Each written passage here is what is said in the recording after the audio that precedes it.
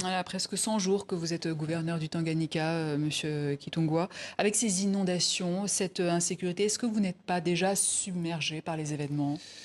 Submergé, je dirais oui, parce que c'est un défi à relever. Et vous allez noter que j'ai été élu député provincial et national dans la ville de Calémie. Et je suis élu au mois de décembre. Et cette situation est arrivée peu avant moi. Et je suis arrivé à la tête de cette province au mois d'avril, mais je pris mes fonctions le 15 juillet 2024. Oui, Et alors, donc, à peine entré, oui. nous avons trouvé une solution. La solution était d'abord parce que la route, cette route que vous avez vue, est coupée en deux et les gens pouvaient rejoindre l'autre bout par pirogue.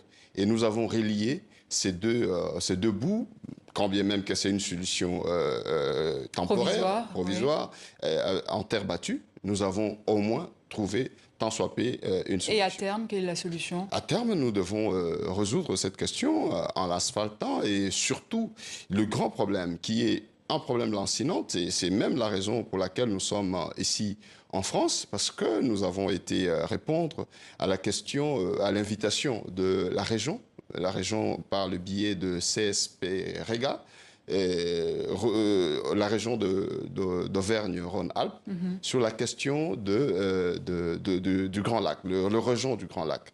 Et ce qui veut dire qu'au niveau du lac Tanganyika, c'est un problème de l'exitoire. L'exitoire qui est la Lukuga.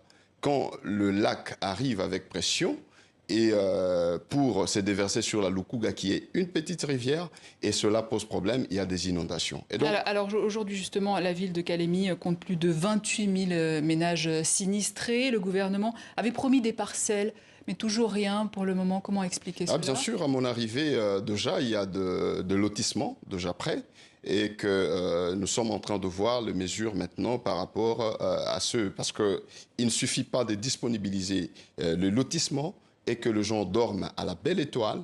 Et nous sommes en train déjà d'entreprendre des mesures qui sont déjà en action. Les lotissements sont là. Et les parcelles sont là parce qu'il faut, force est de constater avec nous que si on donnait ces lotissements, et donc il faut libérer cet espace. Et donc quand il y a des inondations à répétition et que les gens font mouvement et revenir sur les lieux, c'est là n'est pas aussi la responsabilité du gouvernement. Mais vous comprenez que le silence des autorités pèse sur les populations, comme on a vu dans ce reportage? Je crois que ce reportage était peu avant. Aujourd'hui, le narratif... Il a été fait hier. Voilà, c'est très récent. Le narratif est en train d'être changé parce que les solutions, c'est un verre à moitié plein, à moitié vide. Parce que vous allez constater qu'au niveau de la province, les mesures sont en train d'être prises et nous sommes en train de trouver tant soit peu une solution. Et la solution qui est la solution la plus durable, c'est curer le lac, la rivière Lukuga. Parce que vous allez noter avec nous que la rivière, le lac Tanganyika est partagé, la littorale est partagée avec la Zambie, le Burundi et la Tanzanie. Oui. Et donc nous avons 60% du lac Tanganyika. Et donc la responsabilité, parce qu'elle est commune, parce que la selle, tout ce que nous avons comme exitoire, c'est au niveau de Calémie.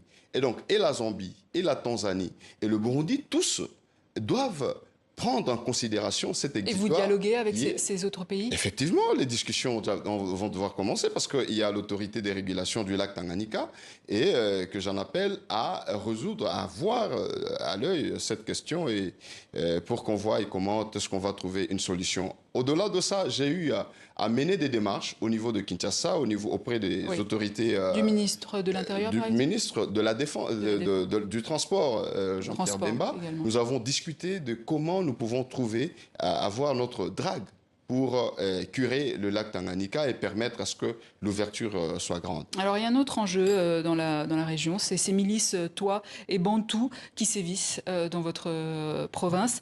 Par le passé, il y a eu des centaines de morts. Aujourd'hui encore, il y a des kidnappings contre rançon. Quelle est votre politique par rapport à ce problème sécuritaire? Effectivement, vous allez constater que c'est mon premier pilier, c'est le premier pilier dans mon programme d'action. c'est la sécurité. Effectivement, depuis que nous sommes là, nous avons mis en place des mécanismes qui pourront permettre à ce que l'on puisse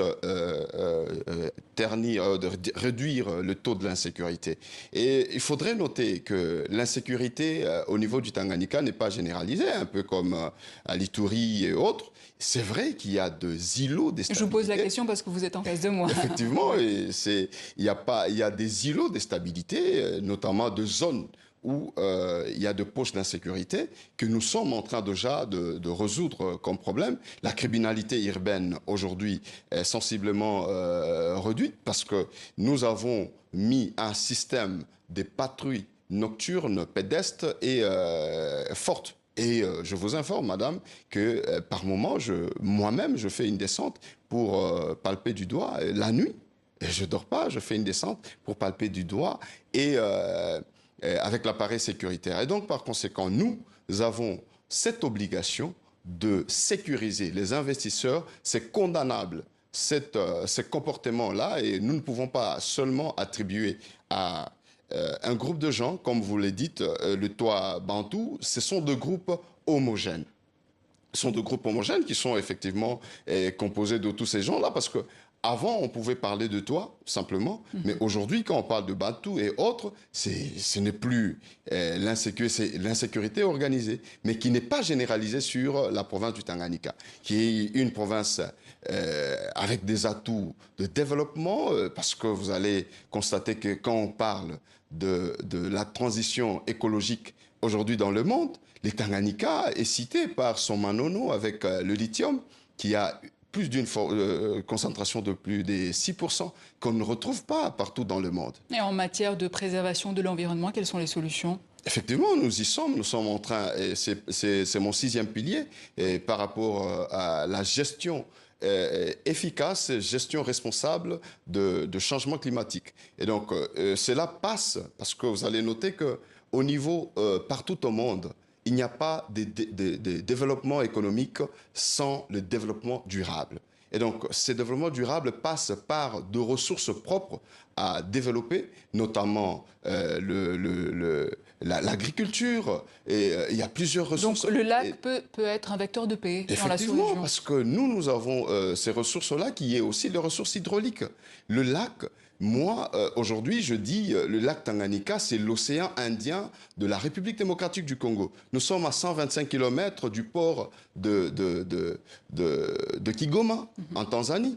Et donc, vous avez les investisseurs qui peuvent investir dans les Tanganyika, c'est à plus grande échelle, parce que investir au Tanganyika, c'est avoir l'audience de la Tanzanie, de la Zambie et du Burundi. Donc, avec le vecteur qui est plus facile, avec le concept de transport multimodal, qui est l'eau, le rail et la route. Et donc, le Tanganyika est plus ouvert et c'est plus facile à être au Tanganyika qu'ailleurs. Merci Christian Kitongwa Muteba. Je rappelle que vous êtes le gouverneur de la province du Tanganyika en RDC.